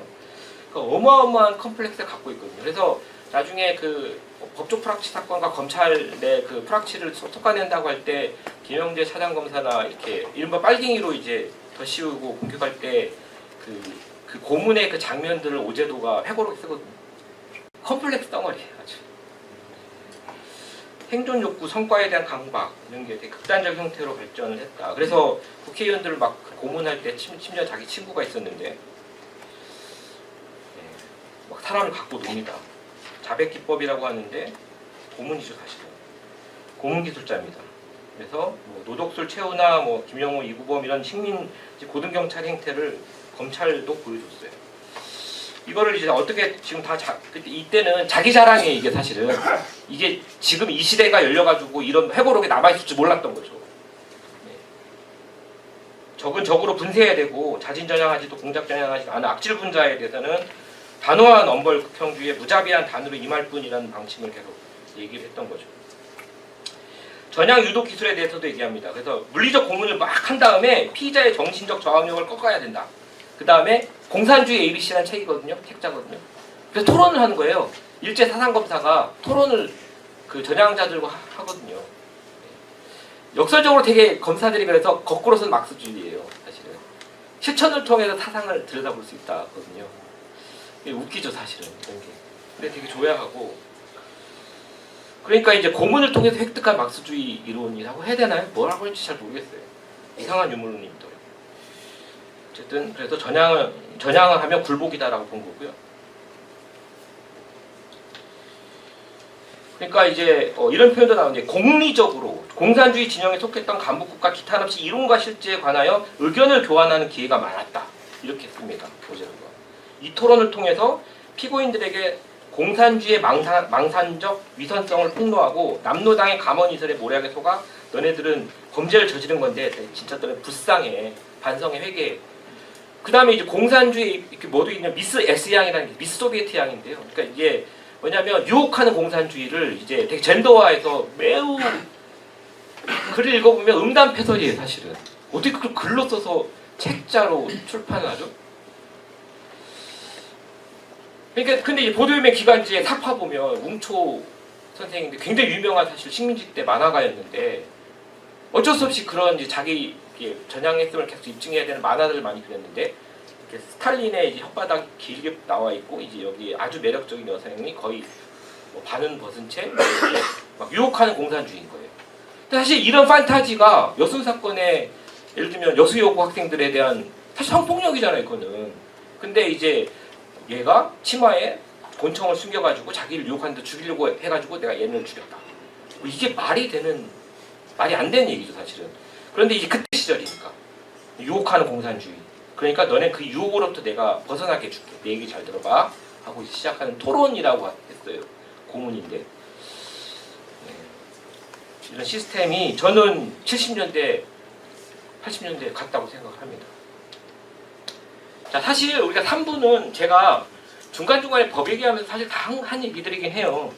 그래서 49년에 전부 개정이 있었다는 거고 이게 드디어 그러니까 실무로 먼저 하고 있던 거를 조문이 나중에 등장하는 거예요.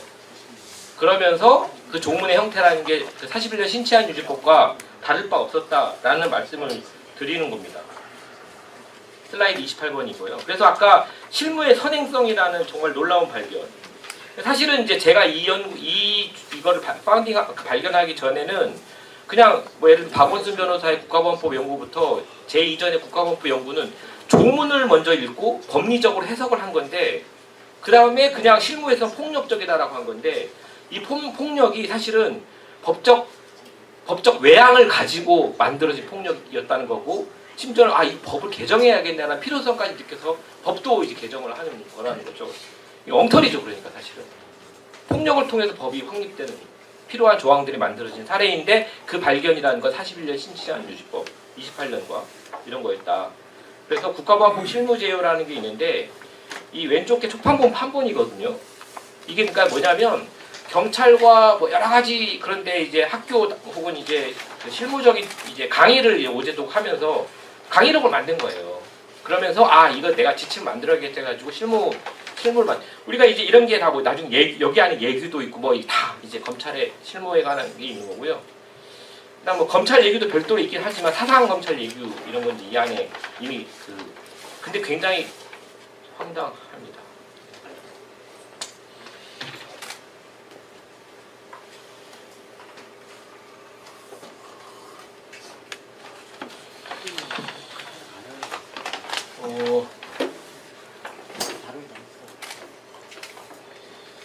여기 이제 이 목적 수행 개념을 조금 더 자세하게 얘기하고 싶은데 실무제요 2장 강론에 이런 표현이 있어요. 오제도가 당초에 합법적으로 공연히 그러니까 이제 공식적으로 조직 결성한 결사 집단이더라도 그 후 내포한 의도를 달성하기 위해 수행한 행위가 국헌을 위배했다, 국가변란을 야기하게 했다, 그러면 당연히 잡아 쳐놔야 된다 라고 쓴 거예요. 실무제요.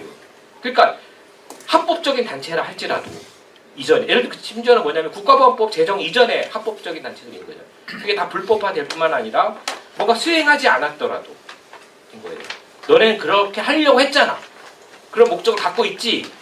너네 그런 당원 뭐 그런 이제 규칙이나 그런 거 없어? 없으면 누가 그렇게 얘기하던데? 뭐 이런 거예요, 사실은. 메타작을 하고. 그러면 이제 쳐넣는 겁니다. 그래서 수행한 행위를 통해서 내포한 의도, 목적을 판단하고 단속하겠다는 것이 이제 목적 수행 개념의 핵심이었던 거죠. 일제가 이렇게 했다.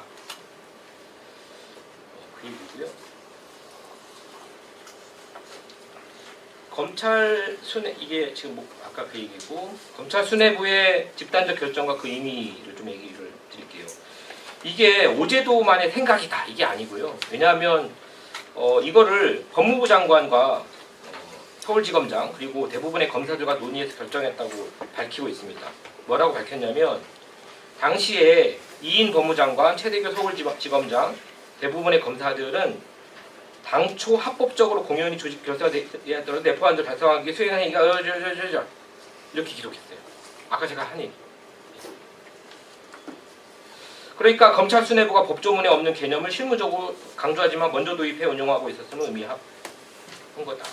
그러니까 수사를 굉장히 임의적으로 자의적으로 마구마구 하는 겁니다. 그리고 이걸 확산시켜요. 이게 그 10,000권이 팔렸다고 그래, 초판부만. 10,000권.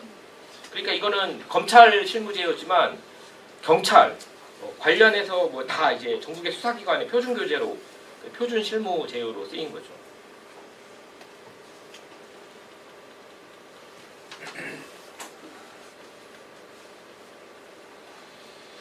반복적인 얘기입니다. 자세하게 설명을 하려고 했고요. 그 다음에 지원결사 처벌 규정이 있습니다. 지원할 목적. 그러니까 어떤 불법화된 결사를 지원할 목적의 결사도 처벌한 거죠. 그래서 전조에 규정한 결사를 지원할 목적으로 하는 결사, 이렇게 규정이 들어온 거고요. 그러니까 엄청나게 폭넓게 연루자라는 거를 낙인하는 거예요. 계속.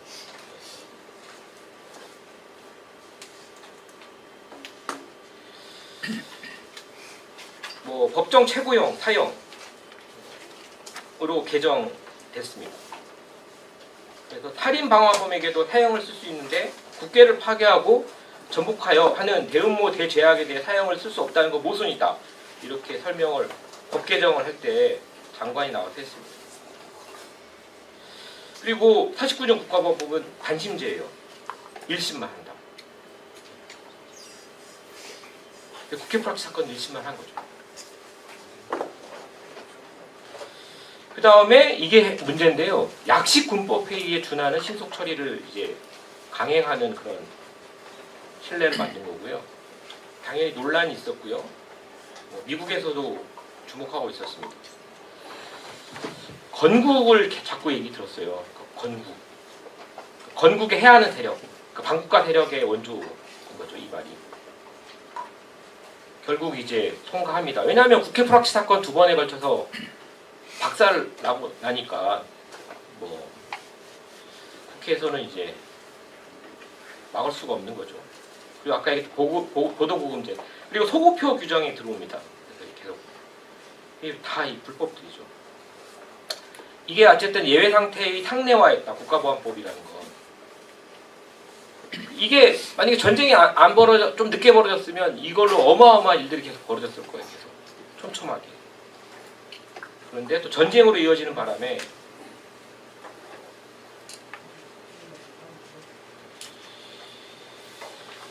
이런 전환, 이 총력적 통치기법에 변형된 재현이라고 표현했는데 사실 이제 전시치안유지법을 얘기하다 보니까 이 국가안보가 모든 가치 우선한다는 논리잖아요. 그래서 비상사태란 명분으로 제도가 되고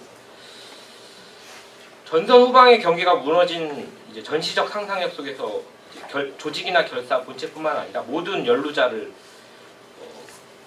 포섭하고 혹은 배제하고 그런 법적 장치가 정교화된 거죠.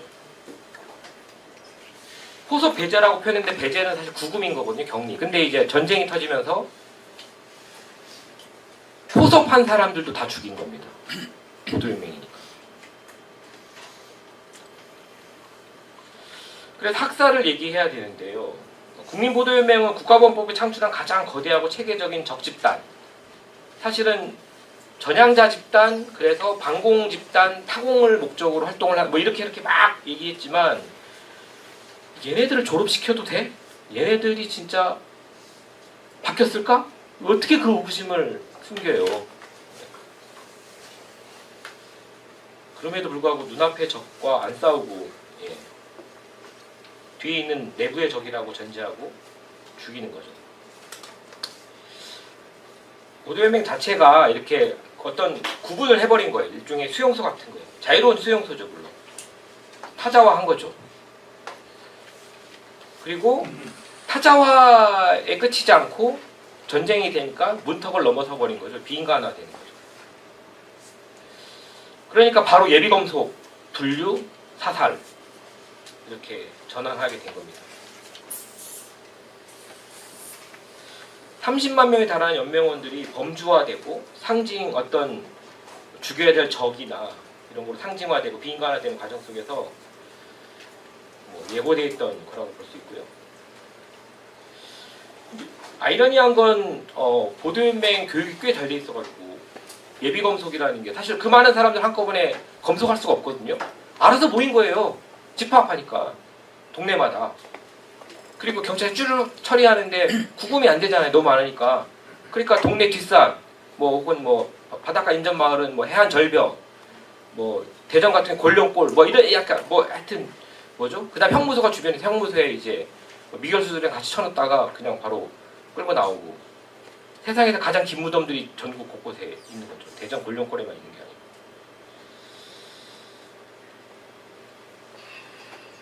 오제도가 보도연맹을 성공한 기획했다고 얘기하거든요. 공산당을 때려잡는 공산당이 공산당을 때려잡는 반공전이 달성했다고 했는데 뭐 상황은 그렇지 않은 거죠. 그리고 이 슬라이드 44번은 제가 이제 홍정욱 선생님이 얘기했을 것 같아가지고 얘기했나요 혹시? 그래서 사상보국연맹과의 연결성을 얘기한 거고요. 사실 실제 그대로 계승된 거라고 보면 됩니다. 그래서 보도연맹이라는 건 단순한 명부가 아니라 형시 소집과 보고를 통해서 집단적 규율화가 이루어진 통치기술이었어요. 사실. 그리고 뭐 집합하면 뭐 도로도 고치고 뭐 방공 집회에 또 동원되고,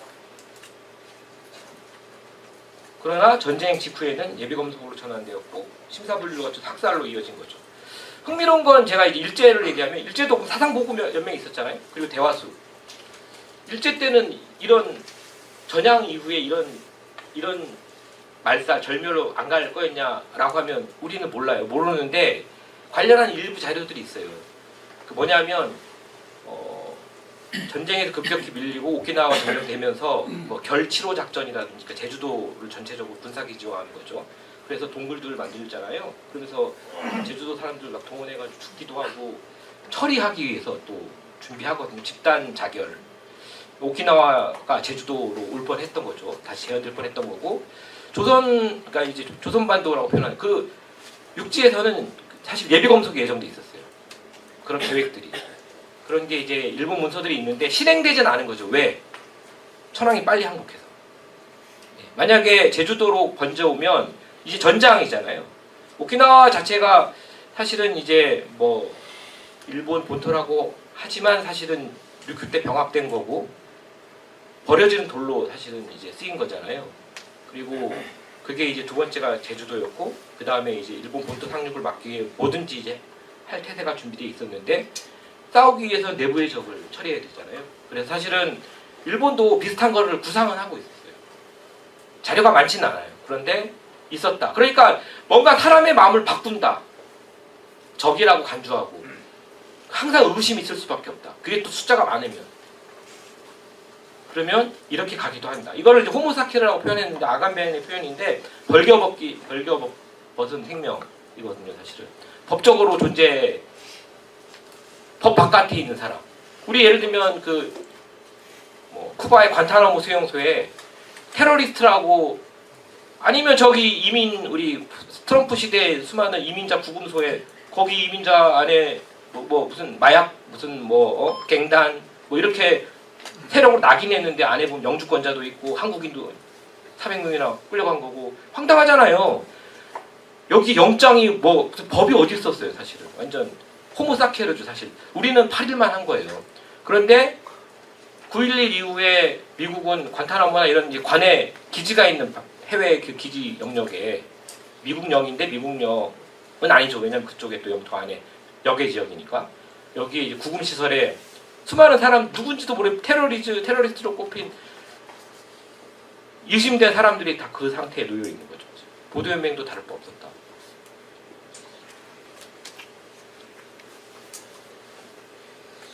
법질서 안에 있으면서도 사실 법 바깥에 있는 존재죠. 법적 보호를 받지 못하니까. 그러니까 이제 미국은 이제 이민 트럼프 이후에 이게 너무 미국이 이런 상황인 것 같아요. 제가 볼 때. 예외 상태가 상례화된 상황. 전쟁이 벌어지면 이제 되게 노골적으로 처리하는 거죠. 처분한다고 하는데 처분하죠. 조직적인 대량학살도 벌어지지만 이게 다 합법적으로 이루어진다. 그리고 구역이라는 말, 여러분들 무시무시한 얘기지만 이걸 이제 우리가 합법적 학살이라고 얘기할 수 있는가? 아니죠. 사실 최근에 김광동 진화위에서 전시회는 즉결 처형할 수 있다. 정말 쇼킹한 얘기 아닙니까? 그러니까 이게 1기지나 2기지나 보면 노무현 때 시작해서 이명박 때 문 닫고 문재인 때 시작해가지고 윤석열 때 지금 이제 계속 온 거잖아요. 앞에서 회복한 거를 뒤에서 다시 무너뜨리고 이렇게 계속 이 반복을 하는 거거든요. 그러니까 진짜 빨갱이 있었다고 주장하고 싶은 거잖아요. 그 한국의 보수 정부는 보수라고 해야 될지도 모르겠어요.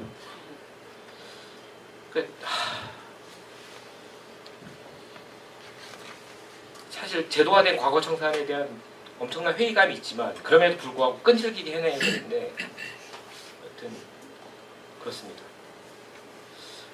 이 법적인 문제 없다라는 얘기를 하는 거죠. 사실 당시 상황에서. 뭐 우리가 계엄도 법적으로 대통령 통수권이다 뭐 이렇게 여전히 주장하는 사람들 있잖아요. 아무리 거기다 대고 저 사람들 헌법 얘기하고 저 사람들 인권 얘기하니까 황당하잖아요. 대통령 가장 강력한 권한을 가지고 힘센 사람이 자기 피해자고 자기 방어권을 보장해달라는 걸 보고 자기만 적용되는 여러 법금수들을 보면서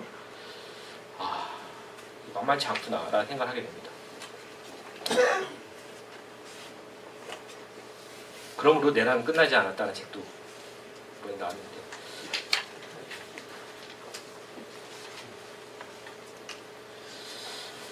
정당화 논리가 이렇게 체계적으로 전개가 됩니다. 당시에 지금도 그 논리 그대로 쓰고 있습니다.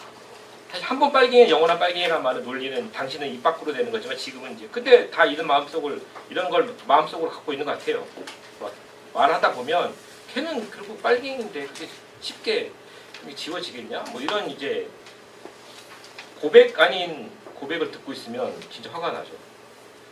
그리고 얘는 위장하고 있다. 사람은 쉽게 안 변해. 그런데 왜 전향하려고 했을까? 그러니까 이게 모순이죠, 사실은. 의구심이 안 해소가 되는 겁니다. 그러니까 말살의 의미는 마음을 죽인다도 되지만 물리적 절멸도 그러니까 이게 양면적인 거다.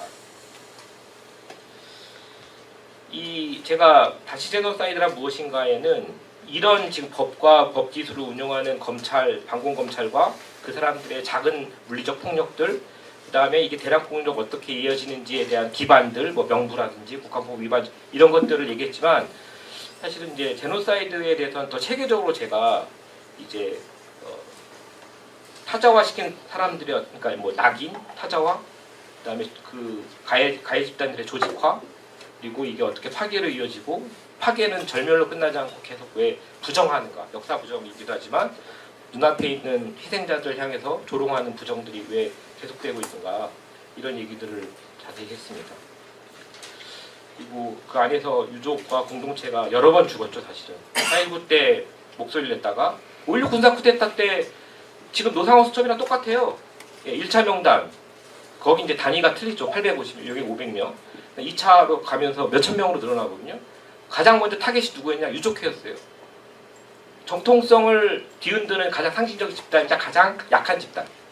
그러니까 쿠데타 직후에 항상 유족회를 괴롭혔다. 너무 잔인하죠 사실.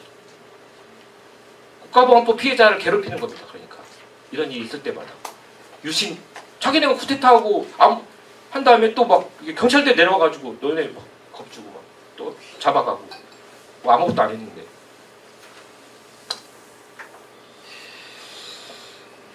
뭐 그럴듯하게 제가 정리는 한 건데 저는 이게 과거의 문제가 아니다라고 생각합니다. 국가보안법 여러 개정을 거쳤고 여전히 그럼에도 불구하고 사상을 범죄화하고 있고 집단을 적으로 규정하는 구조를 굉장히 강력히 유지해왔다. 비상계엄이면 근데 사실 비상계엄이 아니어도 국가보안법은 충분히 뭐 되게 사문화됐다 누가 얘기를 하는데 그렇지 않죠. 사실은 국가보안법 피해자들을 그대로 두고 있거나 무슨 일만 있으면 단속하는 거 아니에요 여전히. 그러니까 그냥 뭐랄까요 뭐 머리가 날아가도 알아서 막 움직인다고 해야 되나? 그 밑에 모세혈관들은 그런 게 이제 너무 놀랍다 구조화돼 있어가지고 그런 얘기고요. 사실은 이제 이런 것들을 좀 확산하면 되게 다양한 그 긴급 조치들, 긴급 명령들, 국가 긴급권을 넘어선 되게 다양한 감시라든지 등등을 좀 얘기하고 싶었는데 거기까지 가면 너무 커질 것 같아서 이거는 어떻게 할 것인가에 대한 얘기입니다. 근데 뭐 쓰고 나면 항상 허탈합니다. 해야 될 게 더 많아요. 사실은. 헌법부터 문제예요. 사실은. 헌법에 제일 제가 심각하게 생각하는 건 군법회의를 민간인을 군법회의 회부할 수 있는 조항이 들어가 있다는 거, 헌법 자체에. 그게 문제예요. 사실은. 그 다음에 우리 전시특례입법들 아무도 모르잖아요. 내용이 뭔지 조문들. 국가보안법이 없어진다고 끝나는 게 아니에요. 뭐 개헌은 물론이고요. 뭐 어디서부터 손댈지 모르겠지만 그래도 국가보안법을 얘기하고 있으니까 국가보안법 어떻게 좀 해보자. 이런 얘기를 드리고 싶습니다. 예, 마치겠습니다. 슬라이드 좀 올려주시죠. 네, 장시간 강의를 해주셨는데요. 들으시면서 궁금하신 거나 또 공유하고 싶은 거 있으시면 말씀해 주시면 마이크 좀 드리겠습니다. 네. 죄송합니다. 제가 시간을 좀 많이 썼네요.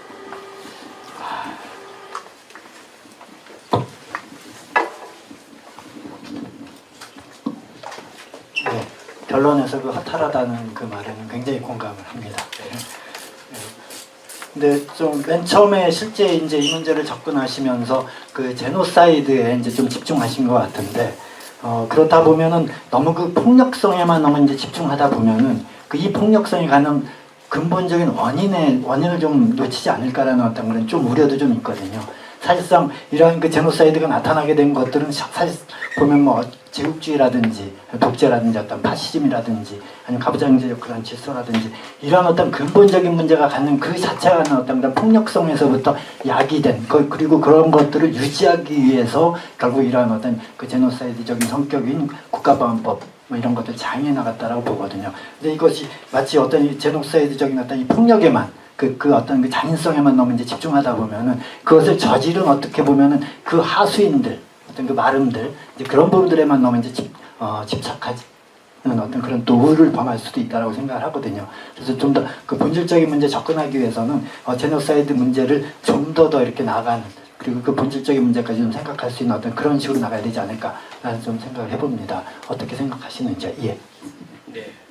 그러니까 우리 주제가 국가보안법이라서 그래요. 예를 들면 국가보안법을 이승만이 만들었다 이렇게 하면 이제 되게 단순해지는 거거든요. 그럼 이승만 나쁜 놈이 되는데 우리가 사실은 이승만이 죽어도 계속 이 체제가 가는 건 구조와 제도와 그 구조와 제도 안에서 어떤 이런 것들을 운용했던 사람들의 이 사람도 생애로 끝나는 게 아니라 어떤 그 문화잖아요. 예를 들면 공안계라고 하면 공안적인 건 사람이 이게 바뀌어도 그 문화와 그런 기술들이 남아 있는 거잖아요. 그러니까 법에 초점을 맞췄기 때문에 약간 그런 측면이 있어요. 그리고 이제 폭력의 문턱인 거죠, 사실은. 그러니까 이미 그 자체가 폭력인데 대량 폭력으로 가는 문턱이기도 한 거예요. 왜냐하면 이게 다 명부로 이렇게 상징화되거나 물질화되는 거거든요. 사람 이름으로. 그러면 이제 그 명단이 쓰여진다는 건 무시무시한 거죠. 어떻게 될지. 여러분들 명부에 오른다고 생각을 해보세요. 예를 들면 뭐 블랙리스트 무섭잖아요. 내가 한 게 뭐 있는데. 어쨌든 그런 물질적인 효과들이 있는 거죠. 이런 제도기 때문에. 그리고 저는 제노사이드는 그런 시체 높이를 얘기하는 건 아니에요. 되게 광범위한 물리적인 뿐만 아니라 되게 다양한 차원의 이제 사회적 파괴 그리고 이거는 한 사람의 신체에만 해당하는 게 아니라 사회 집단과 국가 집단 혹은 뭐 민족 집단 뭐든 제노사이드가 특정한 이제 민족을 얘기하잖아요. 왜냐하면 사실은 제노사이드 범죄라는 게 되게 특이한 게 모든 처벌은 개인 행위에 대한 처벌에 초점이 맞춰져 있는데 제노사이드는 유일하게 집단 책임을 물어요. 그러니까 국가 범죄를 묻는 거예요. 국가의 책임을 묻는 거예요. 그 특정 집단성을 상정한 피해자도 집단성이고 그것에 대한 가해 구조도 집단적인 거죠. 그러니까 만약에 제노사이드로 처벌한다라고 하면 우리가 국제법으로도 형사법정이 있고 사법재판소가 있는데 제노사이드는 사법재판소 관할 영역이기도 합니다. 국제형사법정에서 특정한 예를 들면 윤석열을 개인적으로 형사수초해가지고 처벌할 수도 있지만 국가에게 책임을 묻는 거예요. 왜냐하면 왜 국가에게 묻냐면 예방 문제가 중요하기 때문에 이거는. 그래서 범죄 처벌에 또 중요하지만 예방과 범죄 처벌에 관한 협약이거든요. 그러니까 이 대량 폭력이라는 거를 얘기하지 않을 수 없어요, 사실. 이런 형태의 법들을 얘기할 때, 예외 형태의 법들을 얘기할 때, 국가보안법만이 아니고 계엄도 그렇고 긴급권 다 그런데 그래서 더 제가 구조적이고 제도적이고 조직적인 측면에 더 초점을 맞춘 거죠. 이거는 조문이 있어서 그렇게 가는 게 아니라 폭력 속에서 조문이 만들어지는 거다. 그리고 그게 합법화된다. 그러나 그 본성은 폭력적인 거다. 라고 말씀을 좀 강조를 준 겁니다. 충분한 설명이 되셨을지는 모르겠는데요. 이 마이크가 왔길래 저도 하나 질문 예. 드리겠습니다.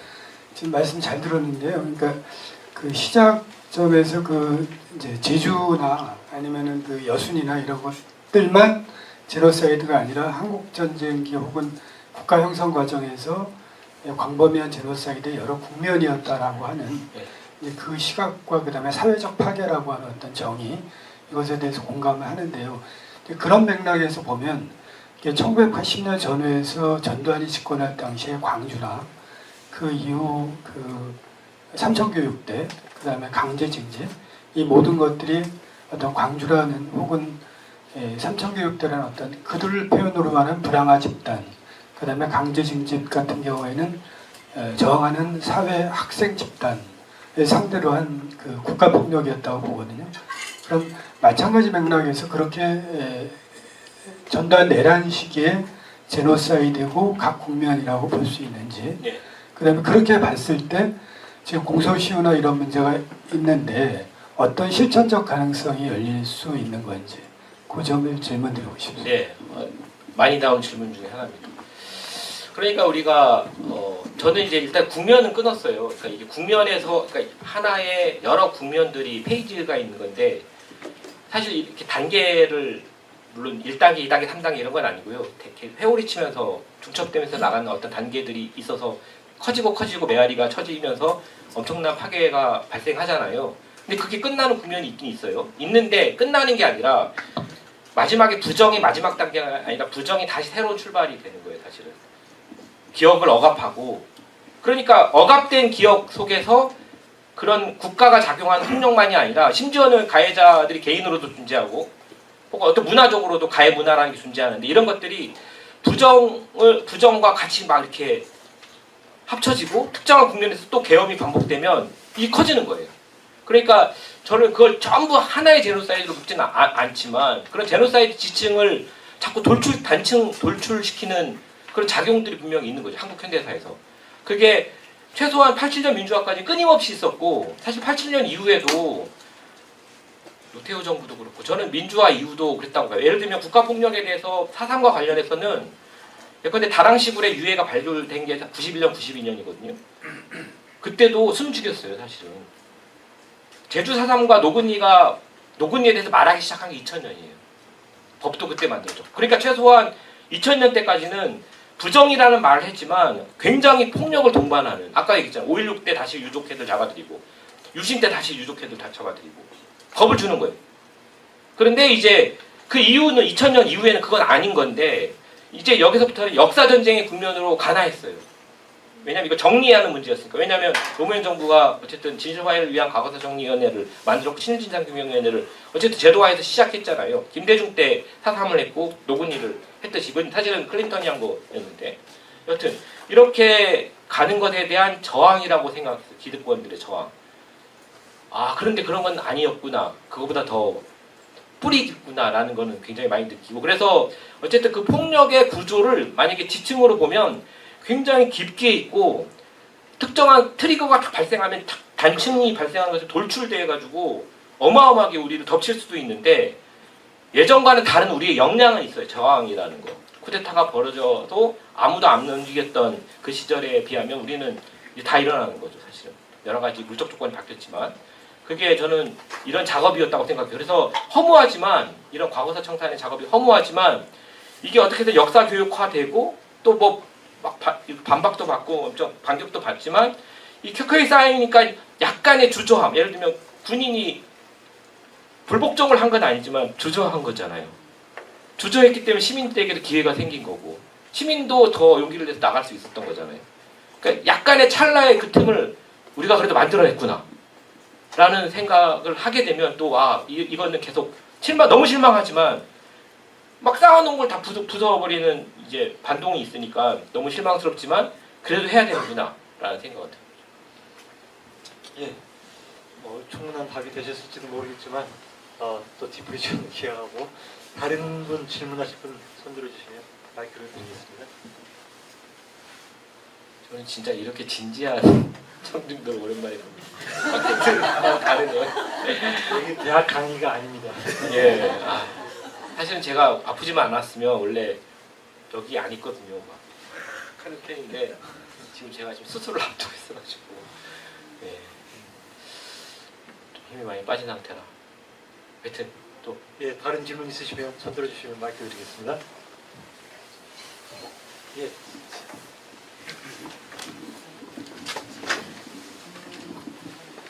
예, 강의 잘 들었습니다.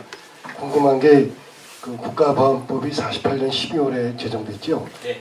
그렇게 되어 왔는데 그러면은 이 남북이 각각 정부가 쓰고 나서 아닙니까? 그러면은 이 국가보안법이 당시 북쪽 한반도 북쪽 편벌선 이분 북쪽을 겨냥했는데 최소한 한국 전쟁이 일어날 때까지라도 48년부터 그 북쪽이 남한의 국가보안법 제정에 대해서 보인 반응이나 이런 것들이 있는지 네. 좀 확인하고 싶습니다. 네. 그러니까 사실 정확히 얘기하면 외부의 적에 연계된 내부의 적을 더 겨냥한 거죠. 내전이니까 당연히 외부가 있다고 보는 거고 외부는 북한이기도 하지만 소련이기도 한 거고 그런 전쟁이 있어요. 근데 북한은 그러니까 이거에 대한 반응은 이제 선전 프로파간다는 있지만 저는 이제 모순적인 어떤 하나의 사건을 소개해드리고 싶은데 북한 점령 이후에 보도연맹원들을 북한이 어떻게 처리했을까 궁금하지 않으세요? 딱 죽였을 것 같은데. 네. 형법상의 반역으로 봤습니다. 그러니까 전쟁 동원하거나 그러니까 뭐냐면 양쪽 국가주의에 희생이 된 거예요, 사실은. 타자로 분류된 사람들은. 이 지역마다 좀 다른 양상을 띠긴 하는데 입증할 수 없는 걸 강요 당하는 거죠, 사실 보도연맹원들은. 그 보도연맹증이라는 거는 보도연맹증이 있거든요. 그러니까 이게 물질화된 거잖아요. 자기 증명이었는데 보도연맹증 갖고 있으면 죽었어요. 어디서? 피난 내려가는데 피난 보침 모니터링 하면서 보도연맹증이 나오면 끌고 가가지고 그냥 즉결. 한 케이스가 있어요, 살아남은. 뭐 예를 들면 제가 아는 뭐 누가 보증을 서가지고 뭐 과거에 뭐 되게 유명한 사람이고 뭐 충남의 무슨 지사였는데 뭐 이 사람은 기자였고 뭐 그런 게 아니고 뭐 이렇게 해가지고 근데 그런 게 없죠 원래는 사실은. 보도연맹 포섭에 관한 건이 이제 전쟁 중에 통과가 됩니다. 네, 어느 정도 전선이 안전이 된 다음에 2번 죽이는 거죠 사실은. 또 포섭하겠다는 거잖아요. 동원하고. 그러니까 이 보도연맹 문제는 사실 그 4.19 때 또 한번 보도연맹 문제 해결하라고 해서 나왔잖아요 유족들. 근데 다시 또 5.16 군사 쿠데타 이후에 또 유족 개개인의 히스토리로 얘기하면 할 말이 진짜 많아요. 진짜 다 다르지만 또 되게 비슷하기도 합니다. 여러분들도 아마 주변에 그런 분들이 다양한 국가폭력의 피해자의 뭐 관통하는 어떤 특징도 있지만 개개인의 사연들이 있는데 그게 다 그런 체제의 다양한 면이구나라는 걸 알게 되잖아요. 마찬가지입니다. 예. 뭐 최근에 북한이 또 2개의 국가론을 들고 나와서 사실은 국가보안법에 대한 북한의 태도가 또 어떻게 바뀌고 있는지도 저희들이 또 뭐 확인이 잘 안 되고 있습니다만 한 번쯤 연구해 보실 필요가 있지 않을까 싶습니다. 여러분들은 국가보안법을 어떻게 했으면 좋겠습니까? 네, 그거를 목적으로 하는 분들이 여기 계셨겠죠. 근데 그것만이 아니다. 이거는 유사한 게 너무 많아서 광범위해졌어요. 예전에는 국가보안법 만능이라서 했는데 지금은 하다못해 뭐 팬데믹 같은 아무것도 아닌 것, 그러니까 이런 사상적 문제가 아닌 어떤 위기라는 거에 대한 상정이잖아요. 근데 위기 때 국가가 어쨌든 뭔가 많이 할 수 있는 걸 허용하잖아요. 감시도 하고. 우리가 옛날에 CCTV는 무조건 반대했는데 CCTV에서 안전을 느끼는 세대가 등장했다니까요. 그러니까 엄청난 감시 체계가 있는 거예요. 그 다음에 제가 요즘 심각하게 생각하는 거는 이제 팔레스타인 살해만이 아니라 이게 사람을 죽이는 게 알고리즘화돼 있어요. 예.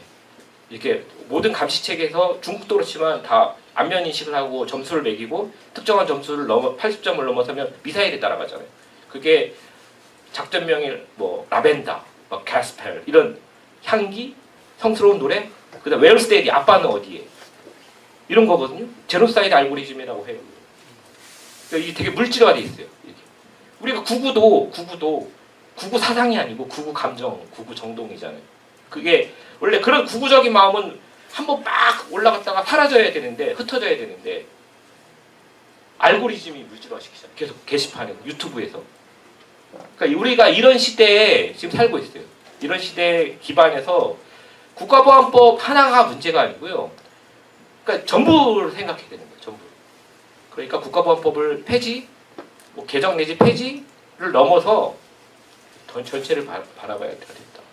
예를 들면 긴급권, 아까 예외 상태라는 개념하에서 뭐를 바꿔야 되나. 그런 말이 어려우면 민주적 통제라는 게 이제 다시 정의돼야 돼요. 민주주의적 통제가 뭐냐. 이제 옛날에 87년대랑 달라진 거거든요. 그러니까 87년 헌법은 그런 의미에서 수명을 다했어요. 사실은. 훌륭하게 개혁을 막아낸 거예요. 87년 헌법과 93년, 97년에 검찰 기소와 대법원 판례가 전두환과 노태우를 뒤늦게 처벌했지만 그렇게 판례가 돼서 지금 막아낸 게 헌법의 시효가 다 끝났다고 보고 이후 그럼에도 불구하고 계속되는 예외 상태의 규범화, 제도화, 상례화가 넘실거리잖아요. 여러 가지 비상이라는 전제하에. 경제 위기도 그렇잖아요. 왜 국가보안법과 경제 위기 때 IMF 때 들어온 구조조정을 같이 연결하면 안 돼요? 똑같은 건데. 맥락적으로 보면. 구조조정이라는 건 결국 일자리를 뺏고 불안전 고용 비정규직을 만들어내고 그게 원래 위기 때 한시적으로 해야 되는 건데 그게 상례화됐잖아요. 이제는. 기업이 마음대로 해도 되잖아요. 그러니까 그런 맥락의 위기, 긴급 사태가 뭐냐, 비상사태가 뭐냐, 예외 상태가 뭐냐 여기에 대해 법적으로 그 다음에 여러 가지 행정기술 그 다음에 사람들 그리고 우리의 일상을 이렇게 결부하면서 우리가 국가보안법 폐지라고 상징할 때 그런 것들에 대한 주목이 필요하다 이렇게 말씀드립니다.